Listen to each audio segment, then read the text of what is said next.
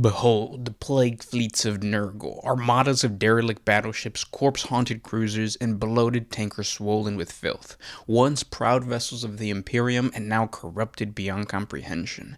I hope you guys are enjoying Nurgle's November. Today we talk about the fleets of Nurgle. Few vessels conjure as much dread as the putrefied and decaying ships in the service to the Chaos god Nurgle.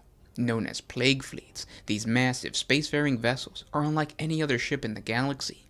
Twisted and corrupted by the powers of the warp, they are rotting away just as much as the carcasses of Grandfather Nurgle's followers.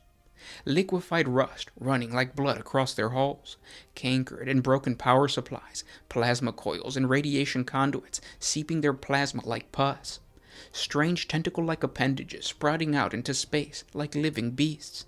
They fill up with thick clouds of revolting, fat-bodied plague flies that hatch from the walls and bulkheads. When the ship lands upon an enemy world, or their crew boards their victim's spacecraft, these seething fly storms come with them, spreading infection wherever they go. Such oddities and decay defines the vessels whose crews serve the Plague Lord. These vessels come from all over the galaxy. Any void-traveling race unlucky enough to succumb to the temptations of Nurgle are welcome in with joyous praise as new chariots of disease and pestilence. There are, however, two very common ships encountered by the Imperium of Man, one being the fallen ships belonging to the Death Guard Traitor Legion, the other the Imperial starships whose crew willingly turn to the worship of the Lord of Pestilence. The most dangerous of the two are the vessels belonging to the Traitor Space Marines, and while many successor chapters in the current millennium can be tricked into the service of Nurgle, the majority of these vessels come from the bygone era of the Horus Heresy in the early 31st millennium. When the Primarch Mortarion made the decision to turn against his father, the Emperor of Mankind, the expeditionary ships of the Legion were the first to get corrupted, thus becoming the first plague ships, or poison ships as they sometimes were called. Many of these expertly crafted vessels were operated by the Adeptus Mechanicus alongside the Death Guard Legion. Most were either frigates or second-line cruisers in classification. They were outfitted to operate alone on deep-range independent missions, and retrofitted to bear the deadliest cargoes, toxic, pathogenic, and viral weaponry. Their new evil tasks were to carry out dark pilgrimages across the stars, conducting raids and visitations, often covertly, on isolated colony worlds, Imperial outposts, and linchpin sectors, spreading contagion, contaminating water supplies, and tainting biospheres.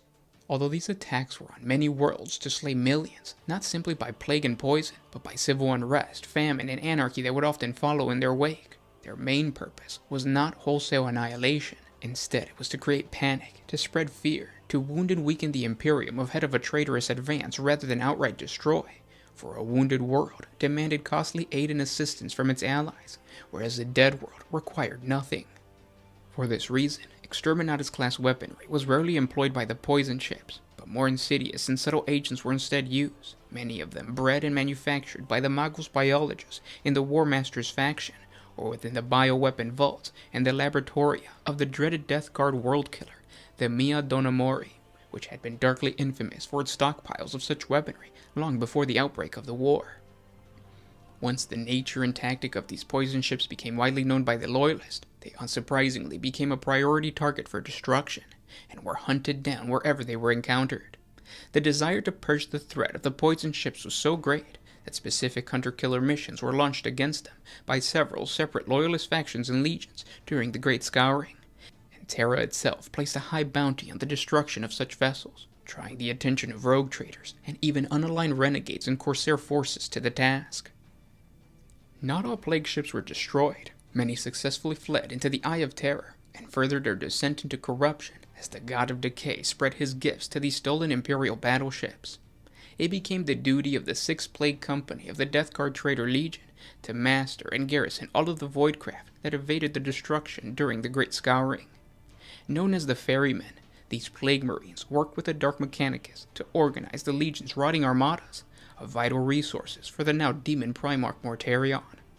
To this day, the Death Guard and many war bands in the service of the God of Decay plow through the Immaterium like wind-blown contagions, emerging into real space wherever Nurgle wills, spreading Nurgle's blessings to the wider galaxy.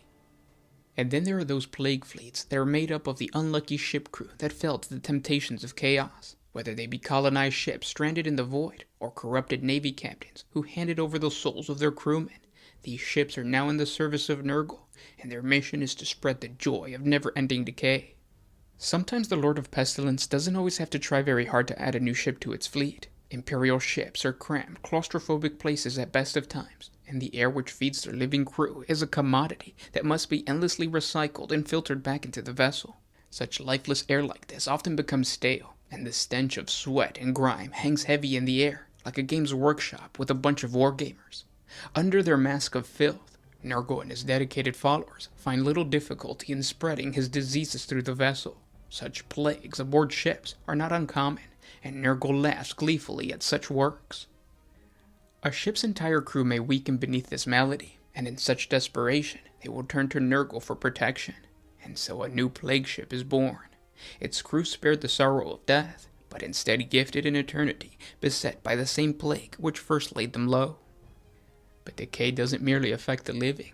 Nurgle beams all the more proudly to see the creations of mortals broken down by decay. The most virulent of these ills do not only strike at the flesh, but also bring with them a noxious, stinging acidic feel to the air, which can sicken even the metal of the warship. Within a small matter of time, the once marvel of human engineering is bursting with rust and filth. It's now property of Nurgle, and its crew becomes a part of the God's Grand Plague Fleet. And that's the lore on the fleets of Nurgle. I hope you guys enjoyed. I hope you guys are enjoying Nurgle's November. Subscribe to the channel, and we'll talk tomorrow. This was Gershwan with One Mind Syndicate, signing out. Always